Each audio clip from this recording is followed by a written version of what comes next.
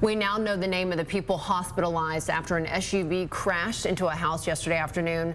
The driver of the vehicle, 40-year-old Dorothea Robinson, and 50-year-old Antoinette White, who was inside the home, were both seriously injured.